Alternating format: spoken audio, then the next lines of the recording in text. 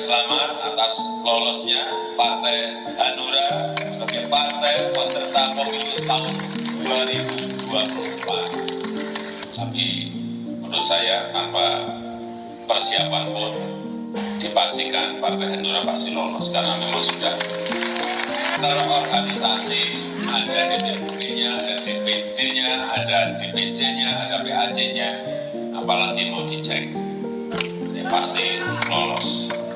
Tapi repotnya urusan lolos dan tidaknya peserta pemilu tahun 2024. Itu kan sebetulnya urusannya KPU.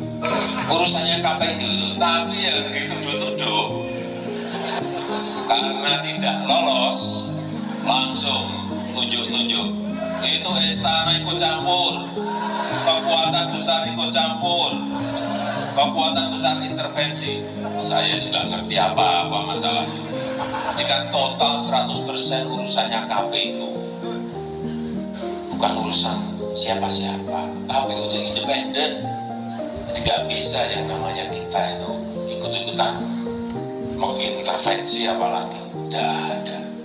Yang saya takutkan nanti kalau ada yang gagal koalisi nanti dituduh istana lagi, istana. Ya padahal kita kan nggak ngerti koalisi antar partai, antar ketua partai yang ketemu. Tapi yang paling enak itu memang mengkambing hitamkan, menuduh Presiden, istana, Jokowi paling enak itu. Jokowi kesal istana dituduh intervensi mulai partai tak lolos 2024 hingga gagal koalisi. Presiden Joko Widodo atau Jokowi menyampaikan kekesalannya karena dituduh mengintervensi sejumlah persiapan pemilu 2024. Mulai dari urusan partai yang tak lolos, koalisi partai yang gagal, hingga tokoh yang batal jadi calon presiden. Urusan lolos dan tidaknya peserta pemilu tahun 2024 itu kan sebetulnya urusan KPU, kata Jokowi. Pertama, Jokowi kesal ketika ada pihak yang tidak lolos lalu menunjuk-nunjuk istana ikut campur. Kekuatan besar ikut campur, kekuatan besar intervensi. Saya itu gak ngerti apa-apa masalah ini. Ini kan total 100% urusannya KPU. Meski tidak menyebutkan siapa, Jokowi menyindir soal frasa kekuatan besar yang dipakai dalam tuduhan tersebut, atau persis seperti yang pernah dipakai oleh Ketua Majelis Partai Umat Amin Rais. Sebelumnya, Partai Umat menjadi satu-satunya partai yang tak lolos dalam tahapan verifikasi faktual KPU. Partai besutan Amin Rais itu pun dinyatakan tidak memenuhi syarat di 2 provinsi, Nusa Tenggara Timur dan Sulawesi Utara. Partai Umat syarat minimal 17 wilayah, memenuhi syarat 12. Kesimpulan tidak memenuhi syarat, ujar perwakilan KPU, NPP, dan rapat pleno rekapitulasi nasional hasil verifikasi dan penetapan partai politik peserta pemilu 2024 di kantor KPU Jakarta Pusat, Rabu 14 Desember 2022. Sehari sebelumnya, Amin menyebut ada gigantic power alias kekuatan besar yang berupaya menyingkirkan partainya dari pemilu 2024. Menurut dia, Partai Umat mendapatkan info A1 bahwa Komisi Pemilihan Umum atau KPU bakal meloloskan semua partai baru dan non-parlemen kecuali Partai Umat.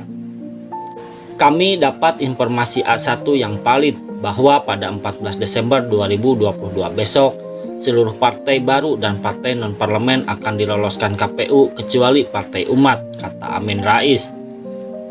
Amin merujuk kekuatan besar ini adalah rejim saat ini. Adapun keputusan KPU untuk tidak meloloskan Partai Umat disebut Amin sebagai bais dan penuh kejanggalan. Apalagi, kata dia, beredar informasi di media ihwal adanya manipulasi oleh KPU untuk meloloskan partai tertentu.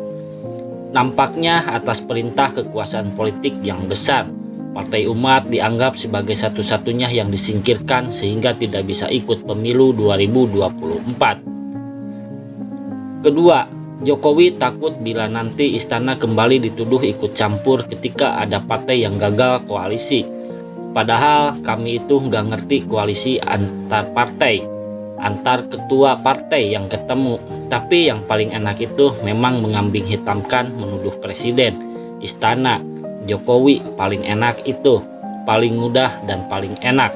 Ketiga, Jokowi juga khawatir tuduhan semacam ini terus berkembang ketika nanti ada tokoh yang ingin maju sebagai calon presiden, lantas menuduh dirinya mengintervensi karena gagal mendapatkan partai pengusung.